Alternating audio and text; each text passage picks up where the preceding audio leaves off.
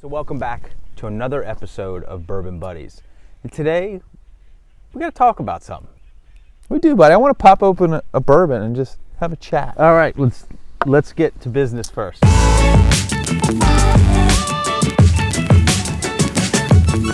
Pop. You know what? I'm just going to wet the cork. A little trick, everybody. Yeah. Do a little donkey-roo. You always want to wet the cork, buddy. Yeah, just wet the cork because then it helps to prevent, you know what? Sediment from falling in? No, it's just the cork like breaking on you and everything. Oh. It's not fail-safe. It's just, I've never had a cork break in bourbon. I've had a cork break. Really? I've had one. It just went shattered.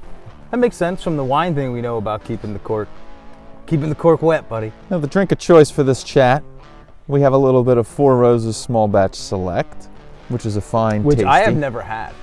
Well, you're about to have it now. Is gracing me. Your Dude, grace. This is actually now part of their This is part of their your lineup. Daily, yeah. Oh, that's part of your daily lineup every morning. okay. It's a little Small Batch Select in the morning just to go down with the eggs. You take your multivitamin in the morning. My multivitamin comes in the form of Dickel, buddy. Does it?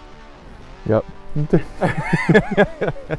The Flintstone flavored pickle. Yep. That's where I get all my vitamins. All right, buddy. So you were talking to me about this a little bit. We thought we'd share. The whole conversation just came down to, basically the pluses and minuses and the thoughts of when something is state-run Yes. versus private. Mm-hmm. So we live right next to New Jersey, where literally we are right on the border. You can go over there and stores are open. Yeah. And you can find a store. If one store doesn't have it, another store might. They kind of carry what sells for them, and and a lot of times we're really lucky to have a store that he's into bourbon. So Yeah. and he carries a lot of bourbon. So like we get a huge selection if we go to his store. But if we go to our state stores, it's limited. And not that there aren't some good finds there. And Oh my God, sometimes they yeah. put stuff on sale and you get some good deals, or they get limited. I mean, they do get some specials and some things coming in, but it's not that vast of a selection. I think you hit the nail on the head with the selection part. I think if you get into state-run, liquor stores. So let's talk about the ABCs, right? The alcoholic beverage control. And there's, as we were talking earlier, 17 states that are regulated solely by the state. Now, they split that into two different, sections or two different types. Whereas Pennsylvania is complete control, so that means all the stores, everything is all state. And they even call our liquor stores like State people. store. We'll call them in state store. Yeah. We're going to the state store. Yeah. And you automatically know that means you're going to the liquor store. And that's the only place where you can get liquor. Now, wine and beer recently in PA, you can get in gas stations and stuff like that. But that's recent. That's recent. That's in the last couple years, maybe. years, yeah, maybe 5. 5, yeah, I'd say 5 I know years. certain like Wegmans and the big grocery stores, they started carrying wine, but you had to use a separate register. Right, or you had to stay behind a certain line. You couldn't, You couldn't take it over and check out with the wine with your groceries. You had to it was a big mess. But now it's become where most grocery stores have wine, and even some gas stations have wine and beer. Absolutely. Like your Sheets and all that stuff are starting to get it. So our state is changing in that way. It is, but liquor it's still limited. Yeah, it's very limited, and I think, and it limits you on where you can, just like you were saying, where you can go to get it. Like you only can go to the state store, so that really limits hours, days that are open, holidays, right? It's kind of Government tough. holidays shutting down. Yeah, it's tough, man. The one I would say positive that I see out of it, a couple different things positives that you can pull out of it. Because I think you and I both are kind of, I think we lean heavily on the negative. Yeah, yep. But there's a very interesting thing. There's two positives though. All right, so the first positive is that a lot of the money then that goes to, the state stores that people are buying everything will go into the state. So that can be used for other, things. It can be, education, medical, whatever, everything that's run by the state, obviously it goes into the pool.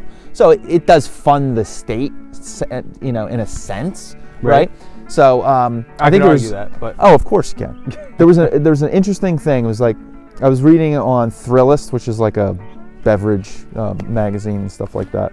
There was this thing where Washington State was state-run, and then they voted to privatize it for alcohol. And what ended up happening is that the average price of, I think, I don't know how they have this average price of like 1 liter of alcohol, whatever it was, actually it went and ended up going up.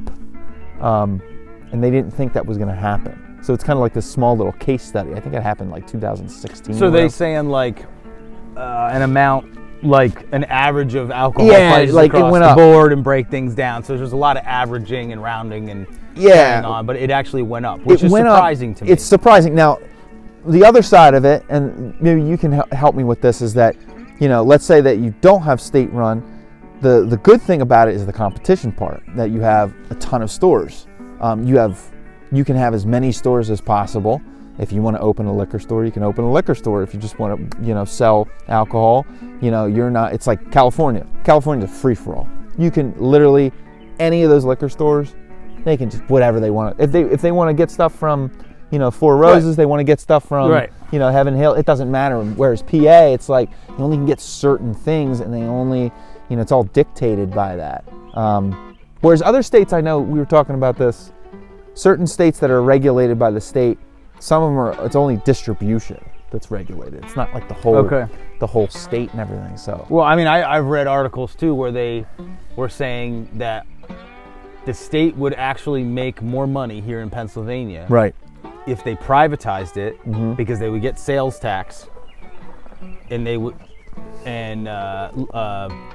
income tax as well off the store, and they wouldn't be paying all those state employees. Because when you work at a liquor store in the state of Pennsylvania, you are a state employee. If they're there on a holiday or if they're open for like a pre-holiday, I shouldn't say a holiday because they're not going to be. Right. But or they're working overtime. I've talked to a couple of the people there, and I actually got to know a guy for a little while on a job site that worked for them. And there were times he was making a lot of money. So, okay, that has to affect price, right?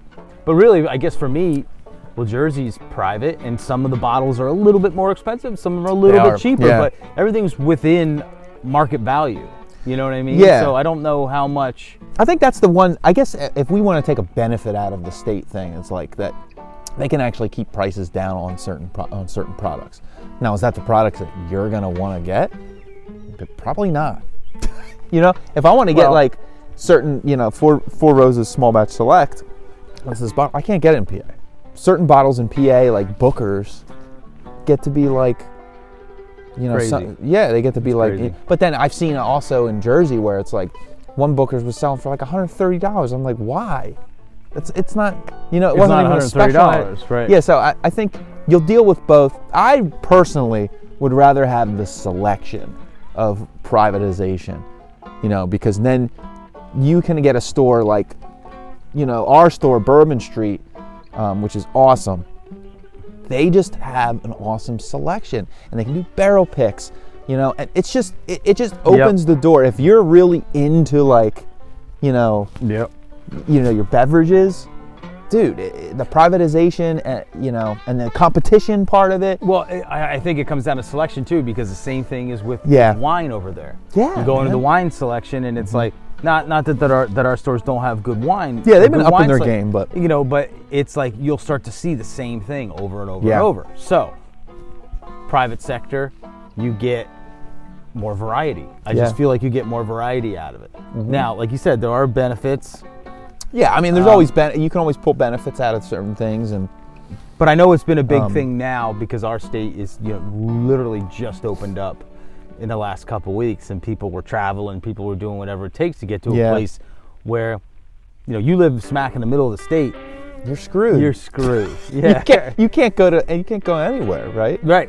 So yeah, You're done, man. Yeah. How would you get it? That's why we lucked out, since we're so close to the border and everything. But yep. That would suck. Be locked in a state, in one of the state-run state-run prison. But yeah, I mean, I think you and I both agree is that, I'd rather see the competition for the stores. Hey, you know what? If bourbon's getting hot right now, I want to see a store do store picks, right? Get into that game. And I want to see a store start to carry more. Yeah, and start to really up their game with what bourbons they're carrying, and going, all right, you know what? I am going to get these special releases because, people are asking for them. People are going to sell them, or they can just order it. Where I know we can order certain things. We can order, but we have to go pick them up, and it's like a whole... But it's even then deal. Too. I know it gets a little. We're really not supposed to be doing it. So it's there's some loopholes in the laws. There's some loopholes. Changing. Yeah, it's kind of a funky spot right now. But it raises a big question for a lot of people. I think this whole thing has raised a lot of questions for a lot of people in a lot of areas. Yeah. So to say, how much control should you be giving anybody? Yeah. You know what I mean? And or something like that where it's like, it just can't be open. And now, is it a necessity? No. If you're a smart bourbon drinker, you're stocked up anyway, right? You got a little collection, you have your collection, so you're in good shape for a few months. If things are to go south, you could, we've been fine, But it's just the idea that, people can't even go get wine for dinner because if depending on where they live in the state. Yeah. And that's a problem. And they didn't even make it available to, even for their own sake, like business-wise. They could have.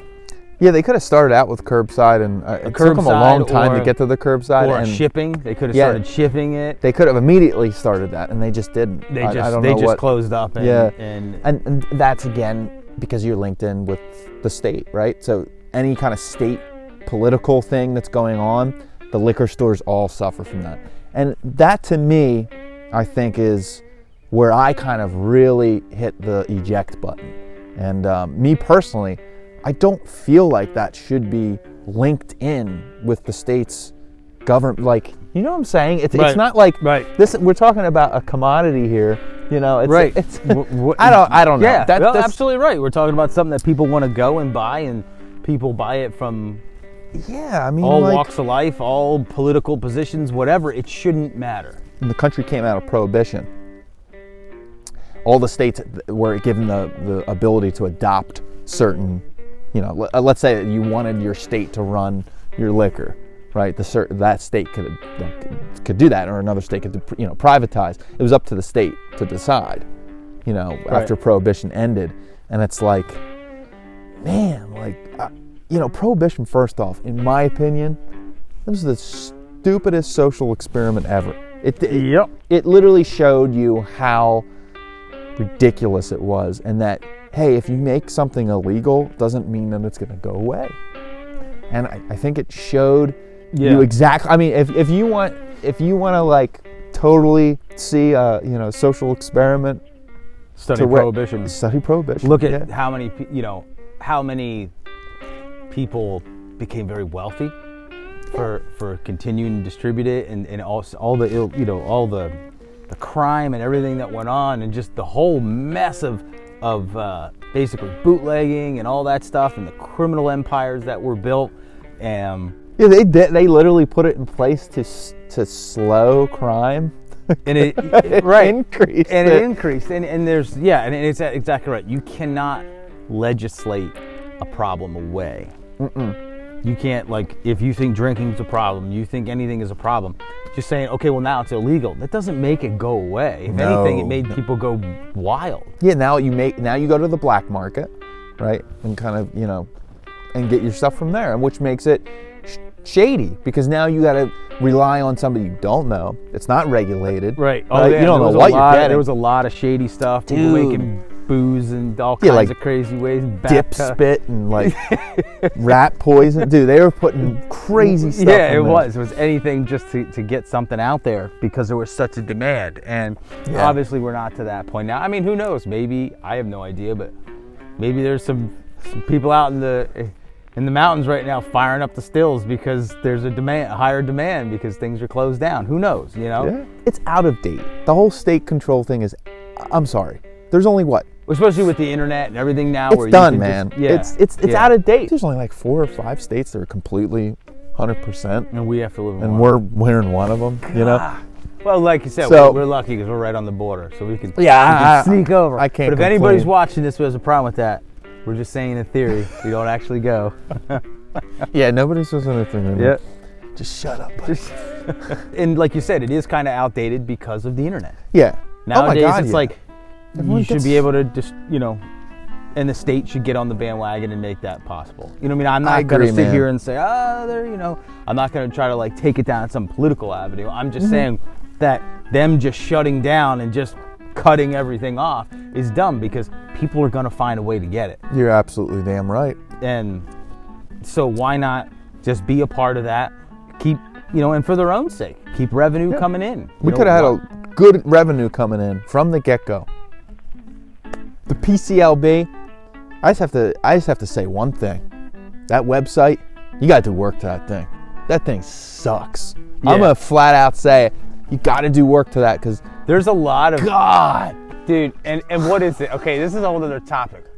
What is it with like government-run websites that are just I don't know. I they're don't like get it.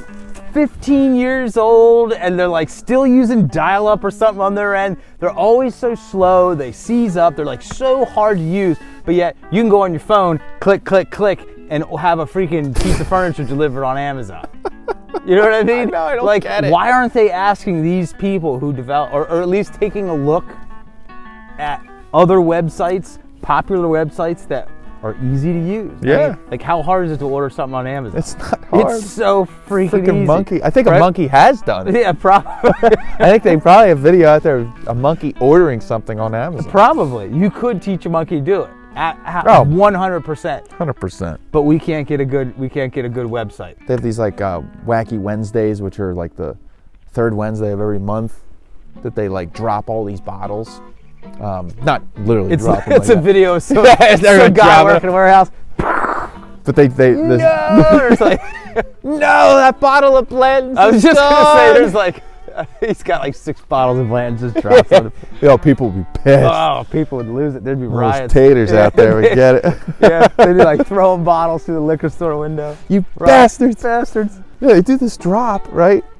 Where they like, at a certain time, they drop all these, they say all these bottles you can officially get online, right? But like the site crashes, like Right, because there's 5 10 minutes people before- watching it. Yeah. Yeah, dude, it 10 can't people, are handle like, it. 10 people are like, buy now. The site Oh yeah, it does. It literally starts crashes. smoking.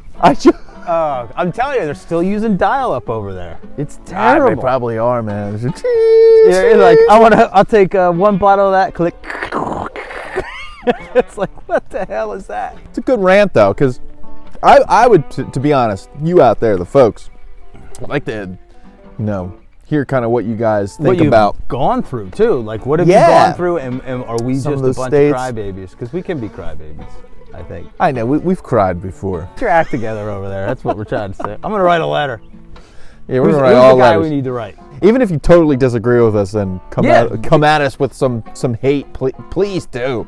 I mean, bring Yeah, it, Yeah, maybe there's something, because this is all we know. Typically. Yeah, let us know. I mean, we just started venturing out long ago, because I know when I was a kid, like it was always like, oh no, you don't go over there and buy anything.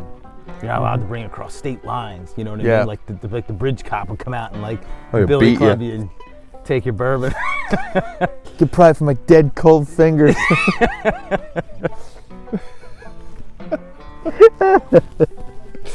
Don't mess with my bourbon. That's about it. I've heard so many different arguments about it. And I think it's great to like have that argument and to disagree. And if you disagree with us, please comment. Let us know why you disagree. And what do you think would be a good solution? Absolutely. I just feel like they could have stepped up and said, hey, all right, we're going to do some online orders. Get some of the people from the stores to start shipping orders. Yeah, do deliveries. Deliveries, or even you said curbside, whatever. You just immediately started that. There's a lot of distilleries around here have stayed open. Obviously, they did the hand sanitizer in the beginning. You know, that was kind of what they had to do.